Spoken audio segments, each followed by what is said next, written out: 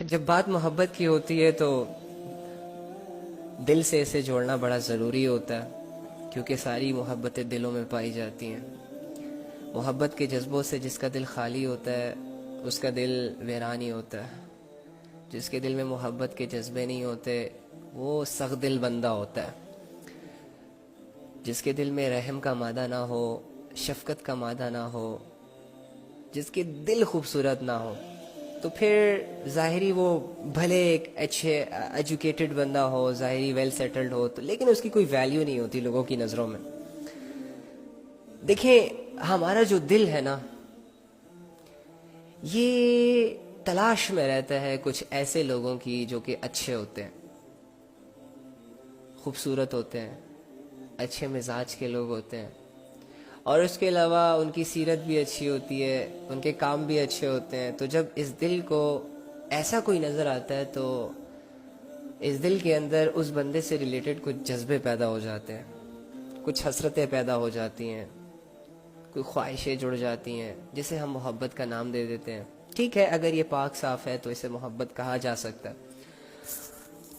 محبت یہ نہیں ہوتی کہ کسی کا حسین چہرہ آپ کو پاگل کر دے اور آپ کو یہ لگے کہ مجھے اس سے محبت ہو گئی۔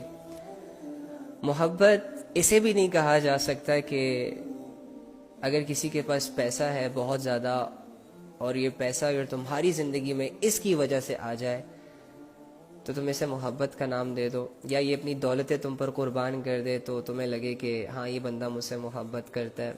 اسے محبت نہیں کہتے۔ نبی صلی اللہ علیہ وآلہ وسلم کی محبت جو ان کے دل میں تھی ہمارے لیے، اس کو تو جاننا بہت آسان ہے، اس پر یقین کرنا بھی بہت آسان ہے، وہ تو اس پہ تو ڈاؤٹ بھی نہیں ہو سکتا۔ جس کی ایک ایگزامپل یہ ہے کہ حضرت عائشہ رضی اللہ تعالیٰ عنہ فرماتی ہیں کہ جب ہمارے نبی صلی اللہ علیہ وآلہ وسلم اپنی امت کے بارے میں سوچتے تھے تو فکر اور غم کی وجہ سے ان کے سینے سے ایسے آواز آتی تھی جیسے کہ کوئی ہانڈی میں کوئی پانی ابل رہا ہو، لائک ہانڈی ابل رہی ہو۔ اس کے علاوہ نبی صلی اللہ علیہ وآلہ وسلم جنت کے سردار ہیں۔ نبی صلی اللہ علیہ وآلہ وسلم اللہ کے قریب ترین بندوں میں سے ہیں۔ نبی صلی اللہ علیہ وآلہ وسلم اللہ کی نظروں میں بہت اعلیٰ مقام پر ہیں۔ اس کے باوجود عبادتیں کرنا اور عبادتوں کے بعد دعائیں کرنا اور ہر دعا میں مجھے اور تمہیں یاد رکھنا، یہ ان کی محبت کی نشانی ہے جو وہ ہم سے کرتے ہیں۔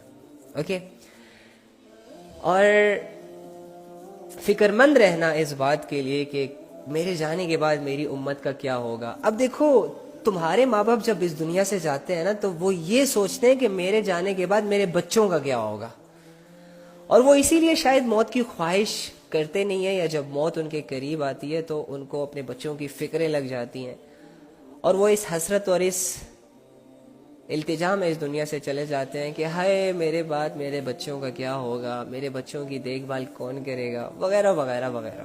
بچوں کی محبت ہوتی ہے ماں باپ کے دل میں، سچی محبت ہوتی ہے۔ اسی طرح نبی صلی اللہ علیہ وآلہ وسلم کے دل میں ہمارا غم تھا۔ نبی صلی اللہ علیہ وآلہ وسلم ہم سے محبت کرتے تھے۔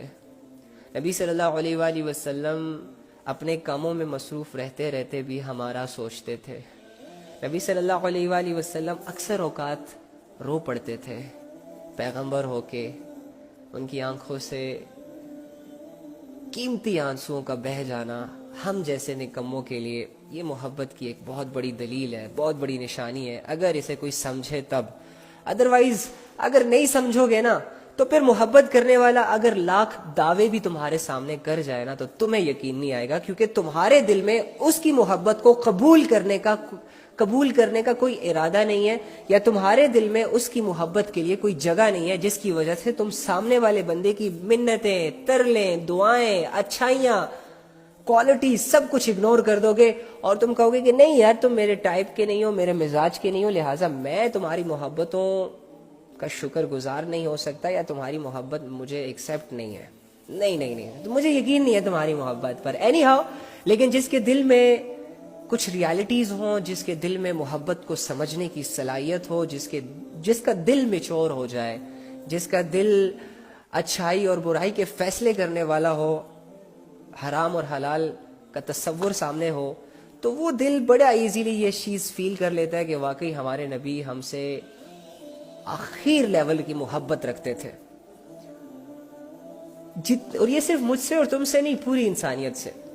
یہ جو لوگ قرآن کو جلا رہے ہیں نا، اللہ کی قسم نبی صلی اللہ علیہ وآلہ وسلم کے دل میں ان کے لیے بھی محبت تھی، ان کے لیے بھی فکر تھی. یہ خواہش تھی کہ یہ لوگ ایسے کام نہ کریں بلکہ اس رب کی عبادت کریں، اس قرآن کی حفاظت کریں کہ جس رب نے انہیں پیدا کیا.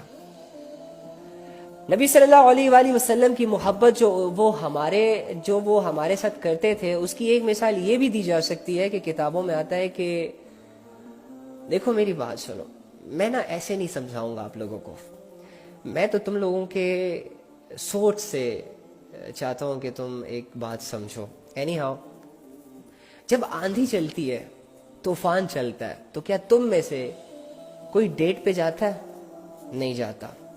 جس سے تم محبت کے دعوے کرتے ہو، اگر وہ تمہیں لیٹ سپوز ایک ایسی سچویشن میں بلائے کہ جس سچویشن میں گھر سے نکلنا عام روٹین میں آسان نہ ہو، تو کیا تم جاؤ گے؟ نہیں جاؤ گے. لیٹ سپوز اگر تم بیمار ہو، تم ذہنی آزمائشوں میں ہو یا کسی طرح بھی ویک ہو چکے ہو، اب اگر تمہیں کوئی بلائے تو تم اپنے سکون کو پہلی فوقیت دو گے، لوگوں کے حکموں کو، لوگوں کے کہنے کو تم اگنور کرو گے، تم آرام کو زیادہ ترجیح دو گے. ٹھیک ہے، ایسا ہی ہے نا. یا جب موسم خراب ہوتا ہے تو تم اپنے گھروں سے باہر نہیں نکلتے. ایسا ہوتا ہے کہ نہیں ہوتا؟ بہت اگر کوئی ضروری کام ہو جائے تو تب تم نکلتے ہو، بہت زیادہ ضروری کام. اب سنو، تمہارے نبی کی نظروں میں کون ضروری تھا، کیا ضروری تھا، کس سے محبت تھی؟ کتابوں میں آتا ہے کہ رات کا وقت تھا، آندھی چل رہی تھی، ہوائیں چل رہی تھی، اور قریب تھا کہ بارش جیسا موسم بھی تھا. صحابہ فرماتے ہیں کہ ایک پہاڑی کی طرف سے ایک شخص ہماری طرف آ رہا ہے. دور سے ہم نے دیکھا کہ ایک شخص پہاڑ کی جانب سے ہماری طرف آ رہا ہے آہستہ آہستہ. جب وہ ہمارے قریب آیا تو ہم نے انہیں پہچانا، وہ ہمارے پیغمبر تھے، ہمارے نبی صلی اللہ علیہ وآلہ وسلم تھے، محمد تھے صلی اللہ علیہ وآلہ وسلم. ہم سب حیران ہو گئے کہ اس اتنے سخت موسم میں یا رسول اللہ کہاں سے آ رہے ہیں آپ؟ تو نبی صلی اللہ علیہ وآلہ وسلم نے ان کو یہ آنسر کیا تھا کہ اس پہاڑ کے پیچھے ایک قافلہ گزر رہا تھا جس نے صبح چلے جانا تھا، اور مجھے پتہ چلا کہ ان کا یہاں آج پڑاؤ ہے، تو میں فوراً ان کے پاس چلا گیا اللہ کا حکم پہنچانے، اللہ کا کلمہ پہنچانے، تاکہ یہ لوگ کلمے سے محروم نہ ہو جائے. اچھا مجھے ایک بات بتائیے، جو نبی صلی اللہ علیہ وآلہ وسلم لوگوں کو کلمہ پڑھوا رہے ہیں، یہ کیوں پڑھوا رہے ہیں؟ کس وجہ سے پڑھوا رہے ہیں؟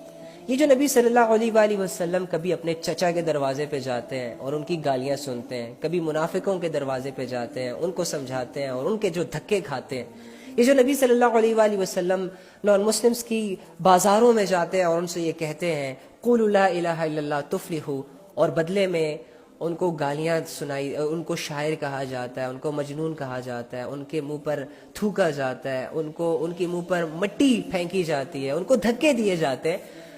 آخر کار کیوں نبی صلی اللہ علیہ وآلہ وسلم اس پوری انسانیت سے یہ کلمہ پڑھوانا چاہ رہے تھے؟ ریزن کیا ہے؟ کوز کیا ہے؟ وجہ کیا ہے؟ یہی وجہ کہ انسانیت اللہ کے عذاب سے بچ جائے. مجھے ایک بات بتائیں، جب آپ کی ماں آپ کو، ایک بچے کو جب آگ کی طرف بڑھتا ہوا دیکھتی ہے تو اسے کیوں اٹھا لیتی ہے؟ تاکہ وہ آگ میں جلنے سے بچ جائے. اب بچہ تو یہ نہیں چاہ رہا ہوتا کہ میرا یہ جو سفر آگ کی طرف تھا یہ ختم ہو جائے، میری ماں مجھے اٹھا لے. بچہ تو نہیں چاہتا تھا، لیکن اس کی ماں نے اسے کیوں اٹھایا؟ کیونکہ ماں بچے کو جلانا نہیں چاہتی. اور کیوں نہیں جلانا چاہتی؟ کیونکہ ماں بچے سے محبت کرتی ہے. نبی صلی اللہ علیہ وآلہ وسلم جو فکر مند رہتے تھے امت کے لیے، جو ان سے یہ کلمہ پڑھوانا چاہتے تھے اور کلمے کے نیچے جو زندگی ان کو بتاتے تھے اور اس زندگی پر ان کو آنے کے لیے جو دعوتیں دیتے تھے، یہ اسی لیے دیتے تھے کہ امت ایک بہت بڑے عذاب میں گرفتار ہونے سے بچ جائے. لیکن امت کو تو عذاب پسند ہے، اس بچے کی طرح. ہمارے نبی صلی اللہ علیہ وآلہ وسلم جو لوگوں کو اللہ کی باتیں بتاتے تھے وہ اسی لیے بتاتے تھے کہ یہ امت کہیں اللہ سے ناواقف نہ مر جائے، کہیں کوئی اس دنیا سے اس حالت میں نہ چلا جائے کہ وہ اپنے پیدا کرنے والے کو ہی نہ جان سکے، اور پیدا کرنے والا اس کے سامنے سے آ جائے اور یہ پیدا کرنے والے کو کہے کہ میں نے تو 60-70 سال کی زندگی میں آپ کو نہیں پہچانا، آپ کی کوئی بات نہیں مانی، دنیا میں عیش و عشرت کی، عیش و عشرت ختم ہو گئی، اب تمہارے پاس آ گیا۔ تو اینی ہاؤ، کیوں، وائے، کیوں اتنی فکر، کیوں ایسے؟ ہم ان کے خاندان کے نہیں ہیں، منافقوں کے دروازے بھی کھٹکھٹا رہا ہے، مشرکوں کے دروازے بھی کھٹکھٹا رہا ہے، جو دھکے دے رہا ہے اس سے بدلہ نہیں لے رہا، دوبارہ اسے یہی کہہ رہا ہے کہ قولوا لا الہ الا اللہ تفلحوا، کیوں؟ جو اسے گالیاں دے رہا ہے بدلے میں بیڈ آنسر نہیں کر رہا، پھر بھی اس سے یہ ڈیمانڈ کر رہا ہے، کوئی بات نہیں، گالیاں دے دی، دھکے دے دیا، تھوک دیا، مٹی پھینک دی، شاعر کہہ دیا، مجنون کہہ دیا، اب بھی میں تجھ سے یہ ڈیمانڈ کرتا ہوں کہ لا الہ الا اللہ پڑھ لو، کامیاب ہو جاؤ گے۔